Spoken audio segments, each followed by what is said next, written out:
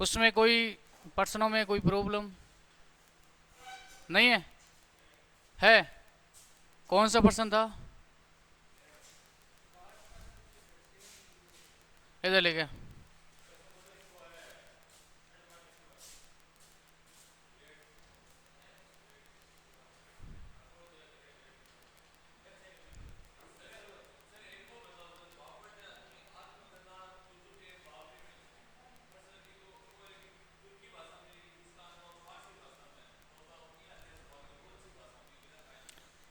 प्रश्न लेके आ मेरे पास में।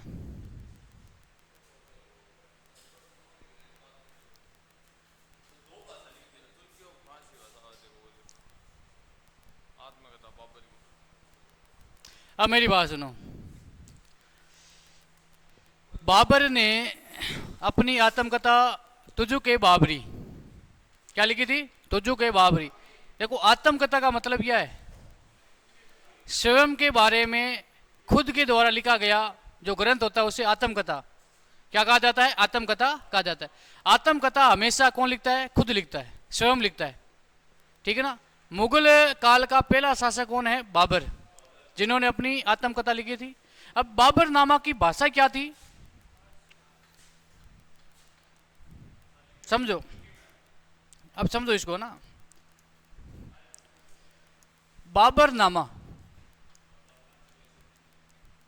इसे तुजुक ए बाबरी भी कहा जाता है। ये बाबर की क्या है? आत्मकथा, आत्मकथा। तो इसका मतलब इसका लेखक कौन है? बाबर। इसका लेखक है बाबर। इसकी भाषा क्या है? इसकी भाषा है तुर्की। चगताई तुर्की भाषा में ये लिखा गया है। मुगल काल का पहला ग्रंथ है, मुगल काल का प्रथम ग्रंथ, मुगल काल का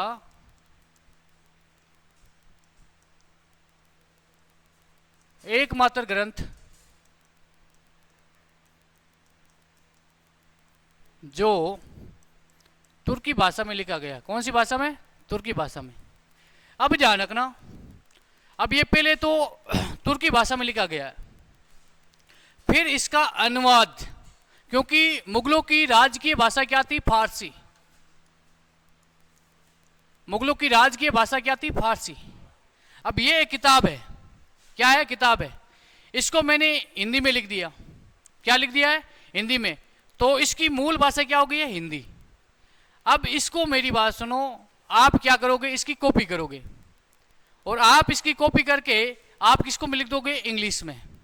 तो इसे हिंदी में इंग्लिश में अनुवाद किसने किया? आपने किया है। तो यही है कि भाई बाबरनामा किस में लिखा गया है? तुर्की भाषा में, लेकिन इसका फारसी भाषा में अनुवाद है ना भाई। जो ये किताब है किस भाषा में लिखी गई है? ये भाई तुर्की भाषा में लिख दी मैंने। और फिर आपको आपको तुर्की भाषा समझ में नहीं आ रही है, तो आप क्या करोगे? इसको अपनी भाषा में लिखोगे। तो आप इसका क्या करोगे? अनुवाद करोगे। ठीक है ना? और आप अनुवाद अपनी भाषा में लिखोगे, जैसे मैंने तुर्की में लिखा है और आप किस में लिखोगे? फारसी में। तो ये होता है अनुवाद। आपसे पूछ रहे कि बाबरनामा किस भाषा में लिखा गया है? तो तुर्की भाषा में। कौन सी भाषा है? तुर्की। और आपसे पूछ रहे बाबरनामा का फारसी भाषा में अनुवाद किसने किया है? अब्दुल रहीम ए खाना ने। ठीक है ना? अब्दुल रहीम ए खाना, जो कौन था? बैरम खां का पुत्र था। ठीक है ना? बैरम खां कौन था? अकबर का संरक्षक, जिससे अकबर ने हज की यात्रा के लिए भेजा था, और उसके साथ में विश्वासघात होकर के उसकी क्या हो जाती है? गुजरात के पास में हत्या हो जाती है। ठीक है ना? और फिर बैरम खां का एक पुत्र था जिसका नाम था अब्दुल रहीम ए खान ए खाना, जिसको ध्यान रखना, उसकी जो बैरम खां की पत्नी थी उसे अकबर क्या कर लेता है? विवाह कर लेता है। ठीक है ना? तो ये बात ध्यान रखना, बाबरनामा किस भाषा में लिखा गया है? तुर्की भाषा में, लेकिन इसका फारसी भाषा में अनुवाद किया गया है। ठीक है ना? ये किताब है, और इस किताब को मैंने हिंदी भाषा में लिखा है। किस भाषा में लिखा है? हिंदी में। और आप इसको क्या करोगे भाई? जैसे कि राजस्थानी भाषा में आप इसको क्या लिख दोगे, तो आपने इसका राजस्थानी भाषा में क्या किया है? अनुवाद किया है। ठीक है ना? तो ये बात है, याद रखना। और प्रश्न क्या था? लेके आ मेरे पास में। ऐसे तो आप आधी लैंग्वेज ही समझ में नहीं आ रही। लेके आ।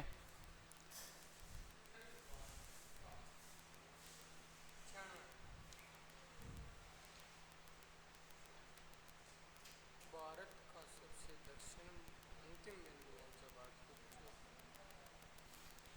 हाँ तो क्या है इसमें, क्या प्रॉब्लम है? देखो 500 9 10 2300 71 74 75 गूगल पर मतलब बताओ कि टाइम अलग है। राजेंद्र प्रसाद को देश रत्न की उपाधि किसने दी थी? और उसके बाद में प्रश्न है, मुस्लिम लीग की स्थापना कब की गई?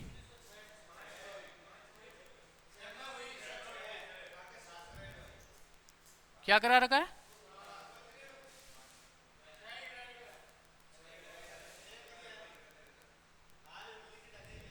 है ना? लिख दिया तो गलती लिखी तूने, आप मैं क्या करूं इसका? मैंने तो भाई 6 ही करवाया ना, पूरी चीज बताइए। ढाका में इसकी स्थापना की गई है, फिर मुस्लिम लीग और कांग्रेस पार्टी लखनऊ अधिवेशन में एक साथ में हो जाते हैं, है ना। द्वितीय भारत प्रशांत युद्ध कब हुआ? और उसके बाद में आधुनिक नौसेना की निर्माता किसे कहा जाता है? ये भी सही है। इसमें क्या गलत है ना? उसके बाद में श्रीलंका की खोज किसने की? ये भी सही है। भूमध्य रेखा रेखा किस दो अक्षांशों के बीच में? ये भी सही है। इसमें क्या गड़बड़ है? अरे भूमध्य रेखा भाई, इसमें मेरी बात सुनो, पूछा गया भूमध्य रेखा कर्क रेखा और मकर रेखा के बीच में, है ना। इसमें क्या 23.5 डिग्री, 23.5 डिग्री और 23.5 डिग्री, है ना। उत्तरी अक्षांश रेखा और दक्षिणी अक्षांश रेखा, इसमें अंग्रेजी में लिख दिया है ना, अनस, है ना। तो ये सही है भाई। जैसे कि मान लो इसमें प्रश्न क्या पूछा, भूमध्य रेखा किसके बीच में? ये भूमध्य रेखा है, इसके साइड 23.5 डिग्री ऊपर क्या है? कर्क रेखा है, और साढ़े नीचे 23 डिग्री क्या है? 23.5 डिग्री मकर रेखा है, ठीक है ना। ये है भूमध्य रेखा, इसे है 23.5 डिग्री। भाई दक्षिण को क्या कहते हैं अंग्रेजी में? साउथ कहते हैं ना। ये हो गया 23.5 डिग्री और ये हो गया 23.5 डिग्री नॉर्थ।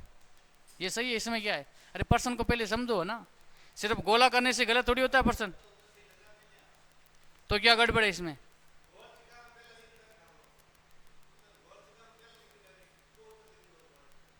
अरे किस में लिखा हुआ है?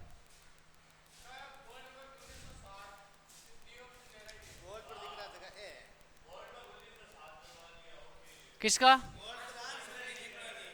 लिखी किसने? अरे मैंने तो भाई आंसर की भेजी नहीं है, मैंने तो आंसर किसकी भेजी नहीं है। किसने लिखी है?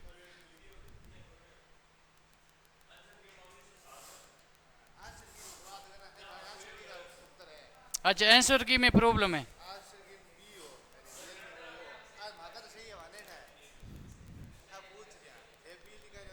अच्छा इसमें भी ये गलत लिखा है, भारत की स्थलीय सीमा कितनी, ये भी गलत है।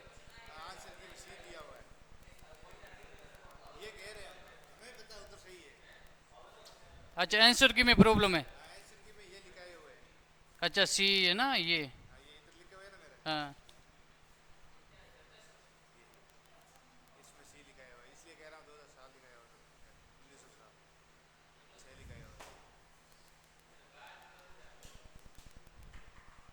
इसमें 7 लिखा दिया।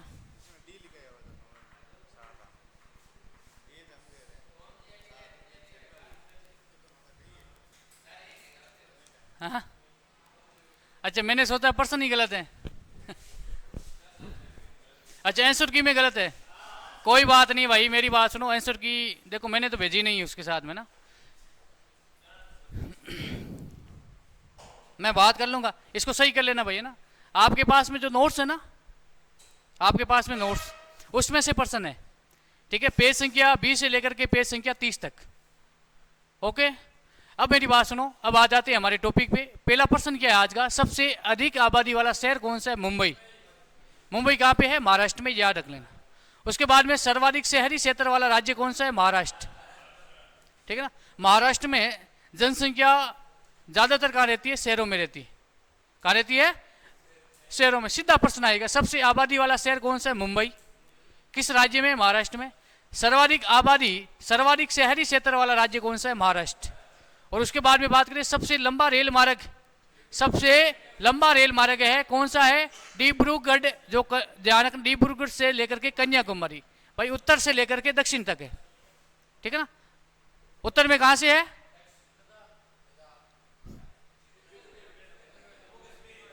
हाँ, जम्मू कश्मीर से कन्याकुमारी। सबसे बड़ा प्राकृतिक बंदरगाह कौन सा है? मुंबई। ध्यान रखना, यहां से प्रश्न आएंगे। सबसे अधिक आबादी वाला शहर मुंबई, सर्वाधिक शहरी वाला क्षेत्र महाराष्ट्र, सबसे लंबा रेल मार्ग है, ध्यान रखना, डिब्रूगढ़ से कन्याकुमारी तक, और सबसे बड़ा प्राकृतिक बंदरगाह है मुंबई, महाराष्ट्र। ठीक है ना, कहाँ पे है? मुंबई, महाराष्ट्र में, ठीक है ना। उसके बाद में बात करें नेक्स्ट, भारत का सबसे लंबा राष्ट्रीय राजमार्ग, आपसे पूछ ले भारत का सबसे लंबा राष्ट्रीय राजमार्ग, ठीक है ना, भारत का सबसे लंबा राष्ट्रीय राजमार्ग कौन सा है? ध्यान रखना, NH-44, NH-44 से ध्यान रखना। आपसे पूछ ले सबसे लंबी तटरेखा वाला राज्य कौन सा है? गुजरात। और आपसे पूछ ले राज्य और केंद्र शासित प्रदेश दोनों में ध्यान रखना। आपसे प्रश्न पूछ ले कि राज्य व केंद्र शासित प्रदेश में सबसे लंबी तटीय सीमा बनाने वाला राज्य, राज्य व यूटी, यूटी के मतलब केंद्र शासित प्रदेश में से सबसे लंबी तटीय सीमा बनाने वाला राज्य व यूटी में से कौन है? ध्यान रखना। तो इसका राइट आंसर क्या हो जाएगा? इसका हो जाएगा अंडमान निकोबार द्वीप समूह। क्या हो जाएगा? अंडमान निकोबार द्वीप समूह, निकोबार, निकोबार है द्वीप समूह, ध्यान रखना भाई। ओवरऑल आपसे पूछ ले, ओवरऑल का मतलब है, आपको पता है कि हमारे जो भारत की तटीय सीमा है, भारत के दक्षिण में, मैं बता देता हूं, वो जो ये भारत है,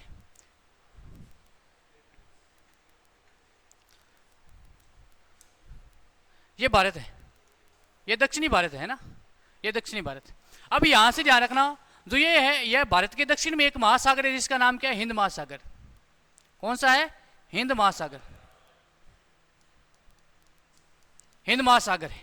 और जो ये भारत की, ध्यान रखना, पश्चिम बंगाल से लेकर के गुजरात तक जो ये भारत की कुल जो तटीय सीमा है हिंद महासागर के साथ में लगती है, कितनी है? 7,516.6 किलोमीटर है। कितनी है? 7,516.6 किलोमीटर है, ठीक है ना। तो ये कुल कितने राज्यों के साथ में लगती है? तो ध्यान रखना, यहाँ पे 9 राज्य प्लस 4 केंद्र शासित प्रदेश है। कितने राज्य है? 9 राज्यों के साथ में भारत की क्या लगती है? तटीय सीमा। और केंद्र शासित प्रदेश कितने हैं? 4। अब प्यारे बच्चों ध्यान रखना, 9 राज्य और 4 केंद्र शासित प्रदेश में सर्वाधिक लंबी तटीय सीमा किसकी लगती है? दोनों की। ओवरऑल पूछ ले तो किसकी लगेगी? अंडमान निकोबार द्वीप समूह की, अंडमान निकोबार, निकोबार द्वीप समूह के साथ में। और आपसे पूछ ले, ओवरऑल पूछा है 4+9 में, 4+9 में पूछा है, तो कौन हो जाएगा? अंडमान निकोबार द्वीप समूह। और आपसे पूछ ले सिर्फ राज्य, तो राज्य में कौन हो जाएगा? गुजरात हो जाएगा। कौन हो जाएगा? गुजरात। ये बात आपको समझनी, ठीक है ना। ओवरऑल पूछे तो क्या करोगे? अंडमान निकोबार द्वीप समूह। यदि ऑप्शन में ही अंडमान निकोबार द्वीप समूह नहीं है, ऑप्शन में भी नहीं है, तो क्या करोगे? तो आपको क्या करना है? गुजरात करना है, ठीक है ना। उसके बाद में खारे पानी की सबसे बड़ी तटीय झील कौन सी है? खारे पानी की सबसे बड़ी तटीय झील है जो कौन सी है भाई? चिल्का झील है, जो कहां पे है? उड़ीसा में। इंपोर्टेंट करके लिखना, ठीक है, कहां पे है? उड़ीसा में। उसके बाद में बात करें मीठे पानी की सबसे बड़ी झील, वुलर झील। वुलर झील कहां है? जम्मू कश्मीर में। कहां पर है भाई? जम्मू कश्मीर में। एक बात याद कर लेना,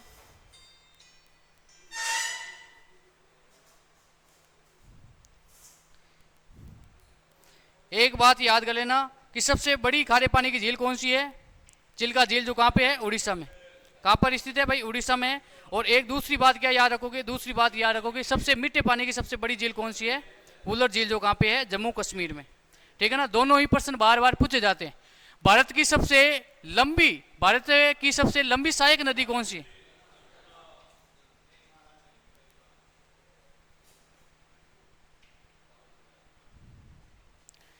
भारत की सबसे लंबी सहायक नदी कौन सी है, यमुना नदी। भारत की सबसे लंबी सहायक नदी है यमुना नदी। और आपसे पूछ रहे दक्षिणी भारत की सबसे लंबी नदी कौन सी है, गोदावरी। देखो भारत में सबसे लंबी सहायक नदी,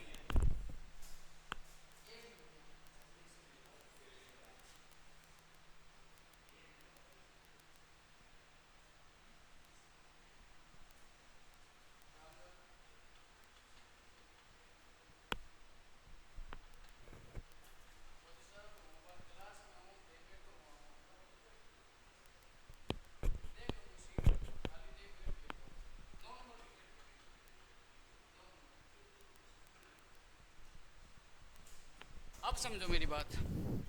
सबसे दक्षिण भारत की सबसे लंबी नदी है गोदावरी। ठीक है ना, और आपसे पूछ ले भारत की सबसे लंबी सहायक नदी, तो ध्यान रखना सबसे लंबी सहायक नदी है कौन सी है, यमुना। और यमुना किसकी सहायक नदी है, अरे यमुना किसकी सहायक नदी है, गंगा की। आपसे पूछ ले ओवरऑल भारत में सबसे लंबी सहायक नदी किस नदी की है, गंगा की। और कौन सी है, यमुना है। ठीक है ना, ये प्रश्न मेरी बात सुनो, ये प्रश्न आपको लग रहा है कि इजी है, इजी नहीं है। आप अपने साथियों से पूछ लेना, आज जाकर के प्रश्न पूछना आप कि भारत में सबसे लंबी सहायक नदी कौन सी है। पहले तो पूछना किसकी है, गंगा की है। और कौन सी है, यमुना है। ठीक है ना, उसके बाद में बात करें सबसे लंबा बांध 26 किलोमीटर लंबी है, हीराकुंड बांध है जो कहां पे है, उड़ीसा में। ठीक है ना, उसके बाद में बात करें सबसे ऊंचा बांध कौन सा, टिहरी बांध उत्तराखंड में। ठीक है ना, ये मेरी बात सुनो, ये बांध है टिहरी बांध है, ध्यान रखना। इससे यहां से ये आपकी नहर निकाली गई है, गंगा, ये आपके इंदिरा गांधी नहर निकाली गई है सतलज और व्यास नदियों के संगम पे, ध्यान रखना। इस बांध का निर्माण करवाया गया और यहाँ से ध्यान रखना कौन सी नदी निकाली गई, नहर निकाली गई है, इंदिरा गांधी नहर, जो दुनिया की सबसे लंबी और दुनिया की, ध्यान रखना, दुनिया की पहली और सबसे लंबी कंक्रीट और सीमेंट से बनी हुई, पत्थरों से बनी हुई नहर कौन सी है, इंदिरा गांधी नहर। इंदिरा गांधी नहर का पूर्व नाम क्या था, राजस्थान नहर। क्या नाम था, राजस्थान नहर। इंदिरा गांधी नहर से सिंचाई राजस्थान, हरियाणा, पंजाब, इन 3 राज्यों में क्या होती है, इनकी सिंचाई होती है।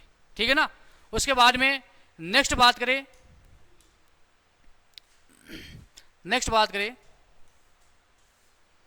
भारत का सबसे बड़ा गुरुद्वारा।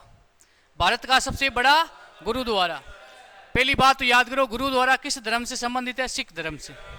और भारत का सबसे बड़ा गुरुद्वारा कहाँ पे है, स्वर्ण मंदिर, जो कहाँ पे है, अमृतसर में। मुझे बताओ इस स्वर्ण मंदिर का निर्माण किसने करवाया, गुरु अर्जुन देव, है ना। गुरु अर्जुन देव सिख धर्म के कौन से गुरु थे, 5वें गुरु। ध्यान रखना, जो ये अमृतसर है वहां पे एक तालाब है, उसका निर्माण किसने करवाया, गुरु रामदास। किसने करवाया, गुरु रामदास ने। ठीक है, गुरु रामदास को अकबर ने, ध्यान रखना, अमृतसर के पास में 500 बीघा जमीन क्या दी थी, दान दी थी। उसके बाद में बात करें सबसे बड़ा गिरजाघर कौन सा है, ध्यान रखना, ये गोवा में सेंट केथ, है ना, सेंट कैथेड्रल, जो कहां पे है, गोवा में है। सबसे बड़ा भारत में गिरजाघर है। गिरजाघर किस धर्म से संबंधित है, ईसाइयों से, ध्यान रखना। उसके बाद में बात करें सबसे ऊंचा टीवी टावर कौन है, कौन सा, पीतमपुरा, जो नई दिल्ली में। भारत का सबसे ऊंचा टीवी टावर कौन सा है, पीतमपुरा, नई दिल्ली में। और सबसे लंबी तट रेखा वाला दक्षिणी भारत का राज्य कौन सा है, ध्यान रखना, आंध्र प्रदेश। ठीक है ना, अब इसमें मेरी बात सुनो, आंध्र प्रदेश, ये मेरी बात सुनो, ये ध्यान रखना, यहां पे ए और यहां से, यहां पर है गुजरात। ठीक है, इसको हम तटीय सीमा को 2 भागों में बांटते हैं, पश्चिमी तट और पूर्वी तट। ठीक है, गुजरात के बाद में महाराष्ट्र के बाद में कौन सा भाई, गोवा के बाद में केरल। उसके बाद में भाई दक्षिण में, भारत के दक्षिण में कौन सा राज्य है जो कन्याकुमारी कहां पे है ना मेरी बात, केरल, कर्नाटक, तमिलनाडु, तमिलनाडु के बाद में आंध्र प्रदेश, आंध्र प्रदेश के बाद में उड़ीसा, उड़ीसा के बाद में कौन सा है, पश्चिम बंगाल। तो ध्यान रखना ये बात सुनो, यहां पे कौन सा है, पश्चिम बंगाल, वेस्ट बंगाल, उसके बाद में कौन सा है, उड़ीसा, उड़ीसा के बाद में आंध्र प्रदेश, और इसका पूछा है। और इसमें ध्यान रखना आंध्र प्रदेश की सबसे लंबी तटीय सीमा लगती है। तो यहां पे ध्यान रखना, यहां पे लिखना है, ध्यान रखना, इसको काट करके क्या लिखोगे, इसको लिखोगे पूर्वी तट, पूर्वी तट की सबसे लंबी तटीय सीमा कौन बनाता है, आंध्र प्रदेश। ठीक है ना, दक्षिण की नहीं भाई। ठीक है ना, उसके बाद में बात करें सबसे लंबा समुद्री तट, ध्यान रखना मेरीना बांध जो कहां पे है, चेन्नई में। और ध्यान रखना यहां से ही भारत का समुद्री तल से ऊंचाई मापी जाती है। भारत का समुद्री तल का लेवल किसे माना गया है, चेन्नई को माना गया है। आप रेलवे स्टेशन को देखते हो ना कि भाई समुद्र तल से 350 मीटर ऊंचा, देखते हो ना कि भाई ये समुद्र तट से कितना 350 या 400 मीटर ऊंचा मापते हो, नहीं सुनते हो, नहीं सुनते, बड़े बड़े बोर्ड लगे हुए कि ये रेलवे स्टेशन समुद्री तल से 450 मीटर ऊंचा है। तो ये समुद्री तल का निर्धारित कहां से किया गया है, चेन्नई से किया गया है, ध्यान रखना। उसके बाद में बात करें सबसे अधिक मार्ग बदलने वाली नदी कौन सी है, कोसी। और कोसी नदी को किस राज्य की शोक कहा जाता है, बिहार। देखो मेरी बात सुनो, कोसी इसे बिहार का शोक कहा जाता है क्योंकि ये बार बार बारिश आते ही अपना रास्ता बदल देती है। क्या करती है, रास्ता बदल देती है। मेरी बात सुनो, आज यहां से चल रही है, आज इसका रास्ता यहां से है और लोगों ने घर यहां बना दिए, लोगों ने यहां पे बस्ती बसा दी। अब इसका मोड चेंज हो गया तो यहां से आ गई, सभी लोगों को बर्बाद कर दिया। अब लोग क्या करेंगे, लोग कहेंगे अब की बार यहां बना देंगे तो यहां पे आ जाएगी। तो ये बार बार रास्ता चेंज करती है, इसीलिए इसे बिहार का शोक आ जाता है। किसानों की फसल नष्ट कर देती है, किसानों के घर को नष्ट कर देती है कोसी नदी, इसलिए इसे बिहार का शोक आ जाता है। सबसे बड़ी कृत्रिम झील कौन सी है, गोविंद वल्लभ पंत, जो कहाँ पे है भाई, कौन बताएगा, उत्तराखंड में, ध्यान रखना क्या पे है, यूके, उत्तराखंड में। सबसे गहरी नदी घाटी कौन सी है, भागीरथी एवं अलकनंदा।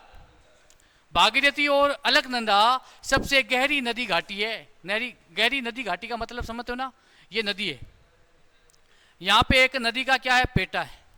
ठीक है, इसमें क्या बहता है, पानी बहता है। अरे यहाँ से पानी बहता है, नहीं बहता है, ये नदियों का क्या है, किनारा है या नहीं है। ठीक है ना, अब यहां से जो है ना ये गहरा ज्यादा है, इसकी गहराई ज्यादा है, इसे कहते हैं नदी घाटी। नदी में पानी की मात्रा अधिक है। ठीक है ना, कई नदी तो सीधी बहती है ना भाई, पानी का लेवल कम होता है और इनकी चौड़ाई ज्यादा हो जाती है, पानी बिखर जाता है। और कुछ नदियां क्या करती है भाई, क्षेत्र तो इनका कम होता है लेकिन पानी की संख्या क्या हो जाती है, ज्यादा हो जाती है, इसकी गहराई क्या हो जाएगी, ज्यादा। ठीक है ना, तो भारत की ध्यान रखना सबसे गहरी नदी घाटी कौन सी, भागीरथी और अलकनंदा, ये दोनों साथ में मिलकर के किसका निर्माण करती है, गंगा का। ठीक है ना, ये बात आपको याद है रखनी। सबसे बड़ा गुरुद्वारा स्वर्ण मंदिर, याद करो, सबसे बड़ा गुरुद्वारा कौन सा है, स्वर्ण मंदिर। सबसे बड़ा गिरजाघर है सेंट कैथरीन, जो कहाँ पे है, गोवा में। सबसे ऊंचा टीवी टावर पीतमपुरा, नई दिल्ली। सबसे लंबी दक्षिणी, ध्यान रखना ये पूर्वी तटवर्ती राज्य कौन सा है, आंध्र प्रदेश। सबसे लंबा समुद्री तट किसका है, मेरीना बांध, चेन्नई में। और सबसे अधिक मार्ग बदलने वाली नदी कौन सी है, कोसी। साथ में बोलो, सबसे बड़ी कृत्रिम झील कौन सी, गोविंद वल्लभ पंत, यह प्रश्न कई बार पूछा गया। और सबसे गहरी नदी घाटी कौन सी है, भागीरथी, अलकनंदा। उसके बाद में नेक्स्ट बात करें,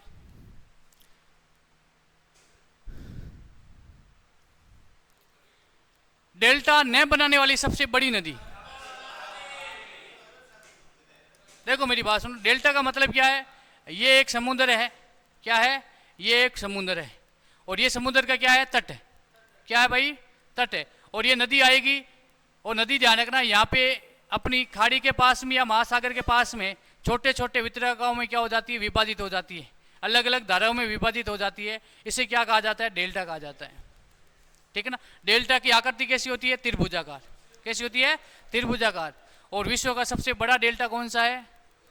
सुंदरवन डेल्टा, जिसका निर्माण कौन करती है? गंगा नदी और ब्रह्मपुत्र नदी। ठीक है ना। उसके बाद में बात करें, सबसे अधिक ऊंचाई पर स्थित युद्ध स्थल कौन सा है? सियाचिन ग्लेशियर, जो भारत में है। हाँ भाई,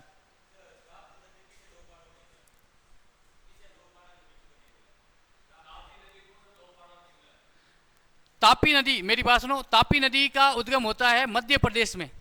ध्यान रखना, मध्यवर्ती पहाड़ और जो ये आपके मालवा का पठार है, इनके बीच में से ध्यान रखना इनका क्या होता है? उद्गम होता है। फिर ये ताप्ती नदी जाती है गुजरात, और गुजरात में ध्यान रखना, गुजरात में किस में शामिल हो जाती है? ये आपके खंबात की खाड़ी में क्या हो जाती है? विलुप्त हो जाती है।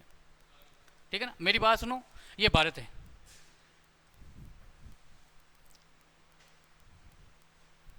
समझने के लिए है ना, सिर्फ ये भारत है। यहां पे ध्यान रखना, यहां पे एक है अरावली, है या नहीं है अरावली? और यहां पे क्या है? प्रायद्वीपीय पठारी भाग या मध्यवर्ती पठारी भाग। ठीक है।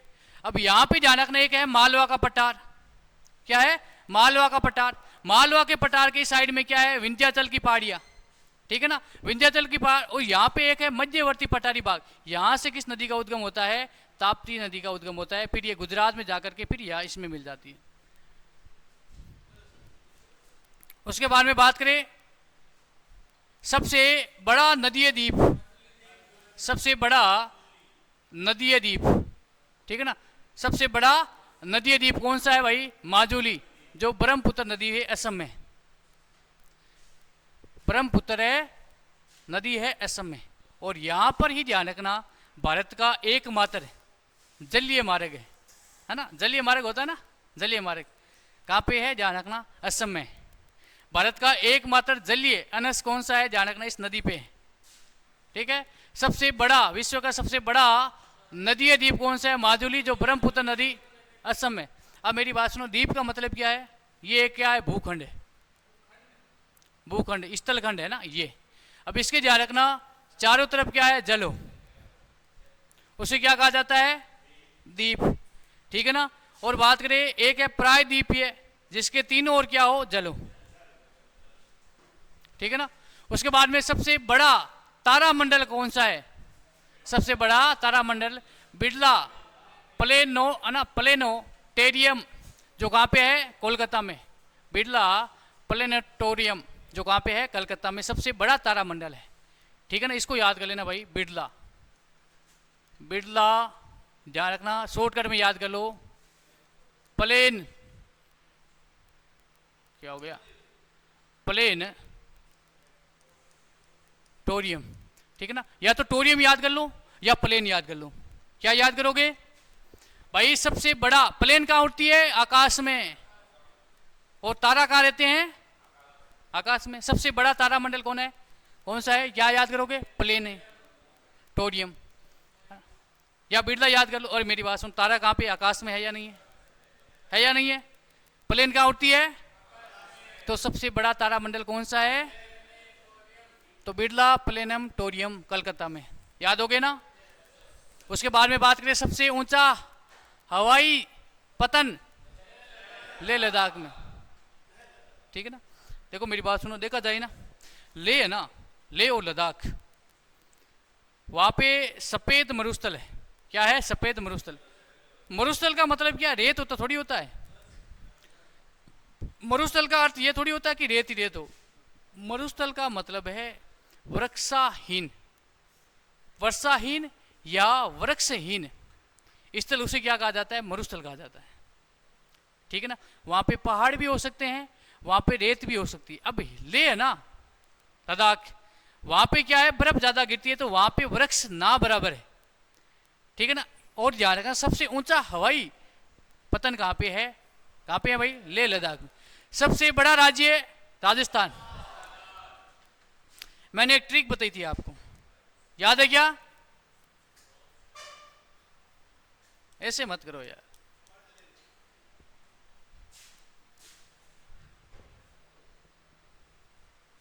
नहीं याद है? रामू याद है क्या? रामू, मैंने ट्रिक बताई थी, रामू।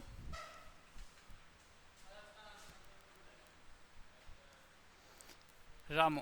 राजस्थान, एमपी,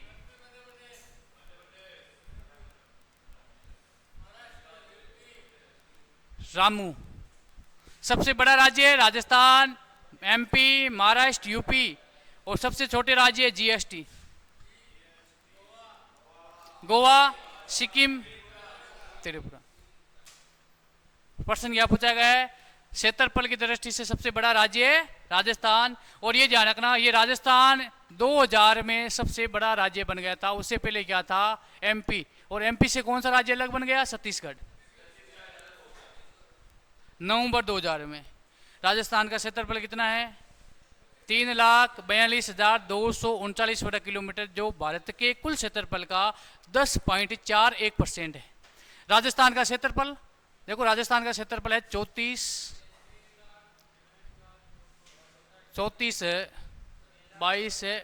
39 वर्ग किलोमीटर, जो भारत के कुल क्षेत्रफल, भारत का क्षेत्रफल कितना है रे? 32,87,263 वर्ग, ठीक है ना। अब ये क्षेत्रफल है ना, इसका कितना है? 10.41%, ठीक है ना। उसके बाद में बात करें, सबसे बड़ा जिला कौन सा है? कच्छ। और सबसे तेज चलने वाली ट्रेन कौन सी है? गतिमान एक्सप्रेस। और सबसे ऊंची मूर्ति स्टैच्यू ऑफ यूनिट गुजरात में सरदार वल्लभ भाई पटेल की।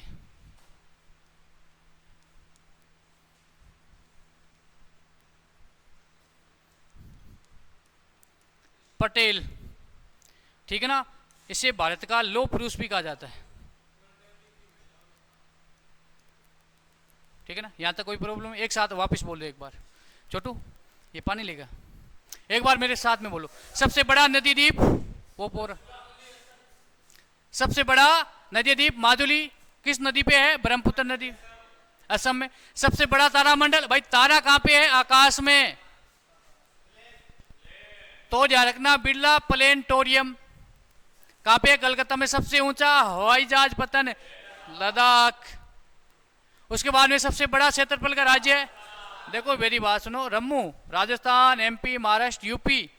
सबसे छोटे जीएसटी, गोवा, सिक्किम, त्रिपुरा। सबसे बड़ा जिला कौन सा है? कच्छ, कच्छ है। उसके बाद में ले, उसके बाद में जैसलमेर, जैसलमेर तीसरा सबसे बड़ा जिला है। उसके बाद में सबसे तेज चलने वाली ट्रेन गतिमान एक्सप्रेस। सबसे ऊंची मूर्ति है स्टैच्यू ऑफ यूनिटी गुजरात में सरदार वल्लभ भाई पटेल जी की।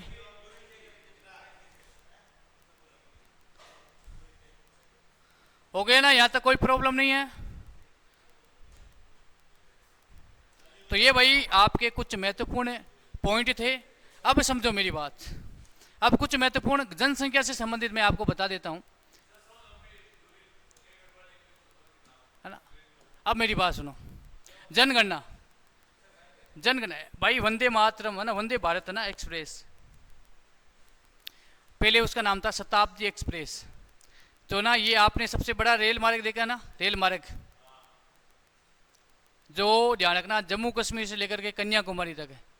लगभग उसकी रास्ते की लंबाई 2800 और कुछ किलोमीटर है, समथिंग, है ना। उसके बाद में जनगणना क्या लिखा है?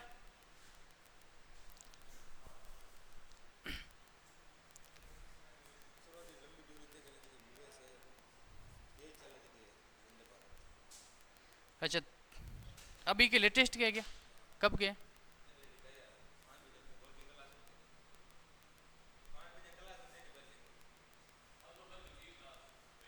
अच्छा, अब मेरी बात सुनो, इसको भाई कर लो, है ना, इसको सही कर लो, ठीक है ना। इसको लिख लो भाई, यहाँ पे है ना, ये इसको सही कर लो, ये ना, इसको सही कर लेना यहाँ पे, ठीक है ना। सबसे तेज चलने वाली एक्सप्रेस का नाम क्या है? सबसे तेज चलने वाली एक्सप्रेस का नाम क्या है? वंदे भारत, ठीक है ना। इसको भाई सही कर लेना, ठीक है ना। ये है गतिमान है 2 नंबर की, ठीक है ना। ये है 2 नंबर दूसरी। और पहली कौन सी है? वंदे भारत।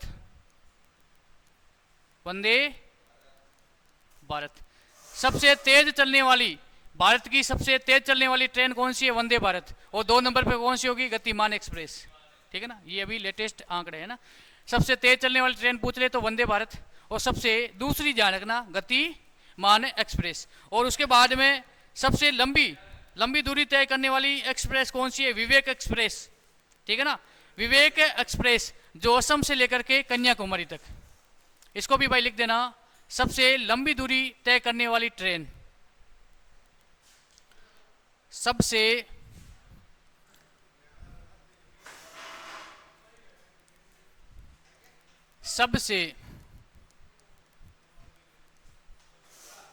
लंबी दूरी तय करने वाली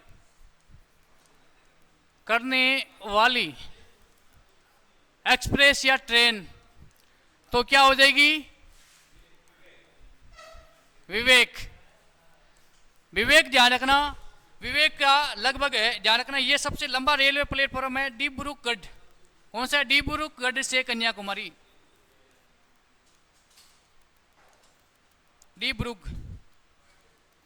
डिब्रूगढ़ से कन्याकुमारी और ये भारत का सबसे लंबा रेलवे मार्ग है। ध्यान रखना। ठीक है ना। ये डिब्रूगढ़ कहाँ पे है? असम। और ये कन्याकुमारी कहाँ पे है भाई?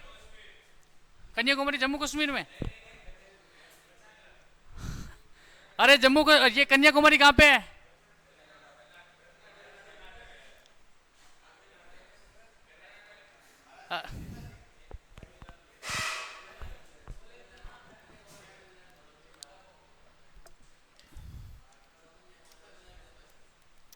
अरे यारो, अरे दक्षिणी बिंदु मुख्य भूमिका कन्याकुमारी तमिलनाडु।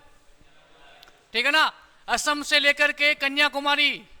ठीक है ना, ये भारत का सबसे लंबा रेलवे मार्ग है डिब्रूगढ़, असम से लेकर के कन्याकुमारी तक। ठीक है ना।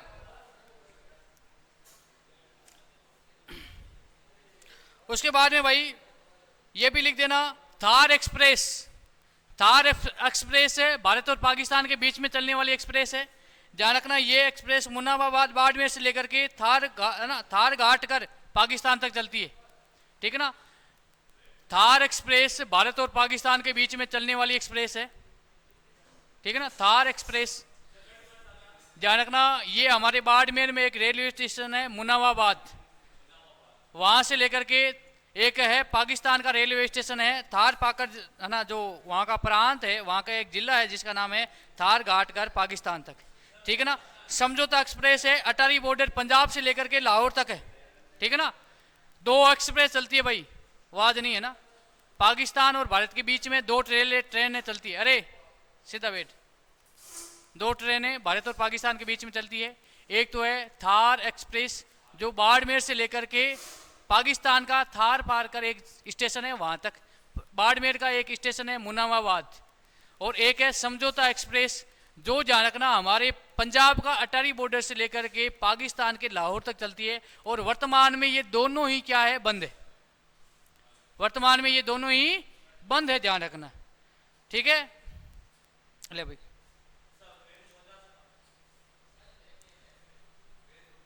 अब आपसे पूछ ले, भारतीय रेलवे बोर्ड का मुख्यालय कहाँ पे है? दिल्ली में। और ध्यान रखना, इसकी स्थापना कब की गई? 1905 में। ठीक है ना। भारतीय रेलवे विभाग का मुख्यालय कहाँ पे है? नई दिल्ली में है। लगभग मुख्यालय कहाँ पे है? नई दिल्ली में। और इसकी स्थापना कब की गई है? 1905 में। और भारत में सर्वप्रथम रेल किसके समय चली थी? लॉर्ड डलहौजी के समय, 1953 में। कब चली थी? 1953 में। लेकिन ध्यान रखना, कुछ मैं जनसंख्या से संबंधित यहां से एक प्रश्न आएगा, यहां से ध्यान रखना, ज्यादा कुछ नहीं है, यहां से प्रश्न आएगा आपके सामने। ध्यान रखना, आपसे पूछ ले, अधिकतम जनसंख्या घनत्व वाले बिहार और दूसरे पे पश्चिम बंगाल है। बिहार में 1106 है और पश्चिम बंगाल में कितनी है? 1028। भारत की जनसंख्या घनत्व कितनी है? 382। ठीक है ना, भारत की जनसंख्या घनत्व कितनी है? 382। भाई 1 वर्ग किलोमीटर में 382 व्यक्ति निवास करते हैं। सर्वाधिक जनसंख्या घनत्व कहाँ का है? बिहार का। 2 नंबर किसका है? पश्चिम बंगाल का। और भारत का जनसंख्या घनत्व कितना है? 382। बिहार का कितना है? 1106। और पश्चिम बंगाल का कितना है? 1028। न्यूनतम जनसंख्या घनत्व है, सबसे कम है अरुणाचल प्रदेश जहाँ पे है 17, और ध्यान रखना मिजोरम में है 52, और राजस्थान का कितना है? 200।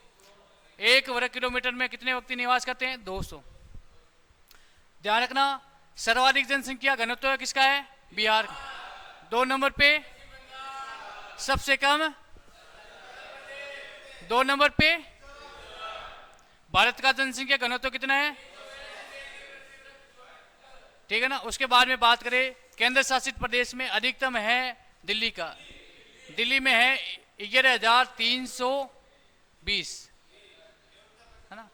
अब मेरी बात सुनो, मैं एक प्रश्न पूछ रहा हूँ, भारत में सर्वाधिक जनसंख्या घनत्व कहाँ का है? ऑप्शन ए में है बिहार, ऑप्शन बी पश्चिम बंगाल, ऑप्शन सी दिल्ली, और ऑप्शन डी इनमें से कोई नहीं। तो दिल्ली करना। प्रश्न को समझना, राज्य पूछ ले तो क्या करोगे? बिहार, और ओवरऑल पूछ ले तो दिल्ली में। ध्यान रखना 11,320 प्रति वर्ग किलोमीटर में जनसंख्या निवास करती है। सबसे कम है किसका है? अंडमान निकोबार द्वीप समूह में, जहां पर प्रति वर्ग किलोमीटर में 46 व्यक्ति निवास करते हैं। अब मुझे मेरे साथ में बोलो, केंद्र शासित प्रदेश में सर्वाधिक जनसंख्या घनत्व किसका है? दिल्ली का। और सबसे कम किसका है? अंडमान निकोबार द्वीप समूह। सर्वाधिक लिंगानुपात देखो, 1000 पुरुषों पे जनसंख्या का, भाई 1000 पुरुषों पे महिलाओं की संख्या, अरे वाह धीरे, 1000 पुरुषों पे महिलाओं की कितनी संख्या है? ठीक है ना। तो बात करें, ध्यान रखना अधिकतम है लिंगानुपात वाला राज्य है केरल। कितना है? 1084। यहाँ पे भाई महिला पुरुष से ज्यादा है। ठीक है ना। यहाँ पे 1000 पुरुष है तो 84 महिला ज्यादा है। और 2 नंबर पे तमिलनाडु में भी 5 व्यक्ति अविवाहित रहते हैं। 1000 पुरुषों पे कितनी है? 995 महिला है। और ठीक है, न्यूनतम किसका है? हरियाणा का। हरियाणा का कितना है भाई? कितना है? 879। ठीक है ना।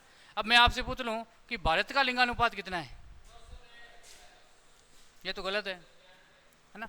ध्यान रखना भारत का लिंगानुपात है 943। कितना है? 943। ठीक है ना, 943। और हमारे राजस्थान के कितना है? 928। ये बात याद कर लेना। ठीक है ना। उसके बाद में बात करें लिंगानुपात न्यूनतम और भाई केंद्र शासित प्रदेश में बात करें तो सर्वाधिक कहाँ पे है? पंडुचेरी। यहाँ पे भाई पुरुषों से महिला ज़्यादा है 37। 1000 पुरुषों पे 37 महिला अधिक है। न्यूनतम किसका? दमनदीव का। यहाँ पे तो देखो कितनी है? 718 में लगभग है आपके, लगभग 350 व्यक्ति क्या रहते हैं? हैवी विवाहित रहते हैं। उसके बाद में साक्षरता दर पढ़े लिखे, तो मेरी बात सुनो, सर्वाधिक साक्षरता दर केरल, और यहाँ पे मिजोरम है ना। अब मिजोरम की कितनी हो गई है भाई? 100%। पहला राज्य है मिजोरम, प्रथम राज्य है मिजोरम। यह है जनसंख्या, ध्यान रखना 2011 की जनगणना के अनुसार। लेकिन वर्तमान में किसकी? मिजोरम की वर्तमान में 100% है। भारत का पहला राज्य है जिसमें 100% साक्षरता दर है। कौन सा है? मिजोरम में, हाल ही में, ध्यान रखना। ठीक है ना। क्या हुआ? पढ़े हुए? ठीक है ना।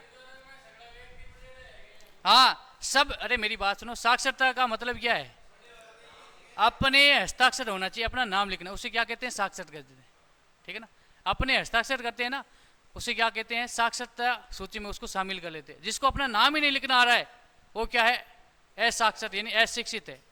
और मिजोरम में भारत का पहला राज्य है, करंट से प्रश्न पूछा जा सकता है, भारत का पहला राज्य जिसमें 100% साक्षरता दर है। और 2011 की जनगणना के अनुसार 91.3% थी।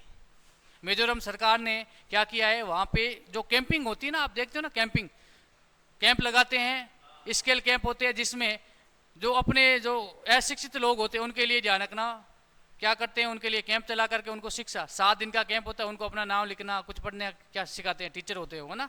तो मिजोरम पहला राज्य बन गया भाई, ध्यान रखना। 2 नंबर पे कौन हो गया? अब केरल हो गया। लेकिन आपसे पूछ ले 2011 की जनगणना के अनुसार भारत में सर्वाधिक साक्षरता दर वाला केरल, समझना भाई ना। और प्रश्न पूछ ले कि वर्तमान में भारत का एकमात्र ऐसा राज्य है जिसमें 100% साक्षरता दर है, तो मिजोरम। न्यूनतम बिहार में है 61.8%, अरुणाचल प्रदेश में है 65, और हमारे राजस्थान में कितनी है? 66। ठीक है, 3 नंबर पे हमारा राजस्थान आ जाएगा। राजस्थान में कितनी है? 66.6%। ठीक है ना। उसके बाद में सर्वाधिक साक्षरता व न्यूनतम साक्षरता केंद्र शासित प्रदेश में, अधिकतम किस में है भाई? लक्षद्वीप में, और सबसे कम किस में है? ध्यान रखना, दादर एवं नागर हवेली में। ठीक है ना। स्त्री पुरुष साक्षरता दर में अंतर सबसे कम किस में है? हमारे राजस्थान में। राजस्थान में छोरिया कम पढ़ रहे। ठीक है ना। ये कुछ महत्वपूर्ण साक्षरता से संबंधित है, कुछ महत्वपूर्ण फैक्ट थे। उसके बाद में अब मैं कुछ प्रश्न लिख के आपको समझा रहा हूं, मैं आपको प्रश्न लिख के समझा रहा हूं। हाँ, मेरे से पूछ ले भाई, क्या पूछ रहा है? बात खड़ा होके बता।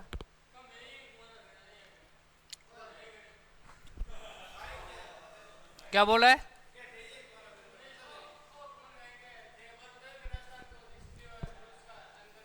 हाँ।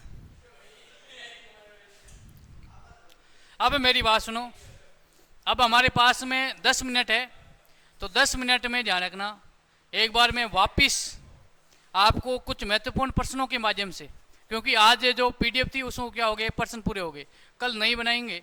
लेकिन आज मैं प्रश्न बता रहा हूँ आपको कुछ महत्वपूर्ण, ध्यान रखना। मैं एक बार प्रश्न बता देता हूँ आपको। जीके के 15 क्वेश्चन आएंगे और मेरिट निर्धारित कौन करेंगे? जीके। ठीक है ना, समझ गए ना। अब मैंने ध्यान रखना, इसको अलग अलग भागों में, पिछली बार पेपर को मैंने देखा है तो 3 प्रश्न आते हैं आपके पॉलिटिकल के, 3 प्रश्न आएंगे जियोग्राफी के, और 3 प्रश्न आएंगे इतिहास के। इसमें 1-2 ऊंचा नीचा भी हो सकता है, ऊपर नीचे भी हो सकते हैं। तो कुल प्रश्न कितने हो गए? 9। पीछे कितने बच गए? 16। और भाई 6 है ना, कितने बच गए? 6। अब 6 में ध्यान रखना, 6 में ध्यान रखना 2 या 3 प्रश्न लास्ट में आएंगे करंट के, और लगभग 4 प्रश्न आने की संभावना स्टैटिक जी के। ये ध्यान, करंट ज्यादा नहीं आता है भाई, कहने की बातें। वास्तविक बात क्या है कि पेपर बार आता नहीं है, और बच्चे बोल देते हैं कि करंट के साथ आए या अच्छे आए। और जब पेपर बार आता है, अब पिछले पेपर आप देख लेना, 2 से ज्यादा करंट के प्रश्न नहीं है। ठीक है ना। स्टैटिक जीके के 4 प्रश्न आते हैं, ध्यान रखना, 4 से 5 प्रश्न। और स्टैटिक जीके जो मैंने पढ़े हैं राज्य दर्शन, उनको याद कर लेना, रियल बात बता रहा हूँ, 1% बाहर नहीं जाएगा।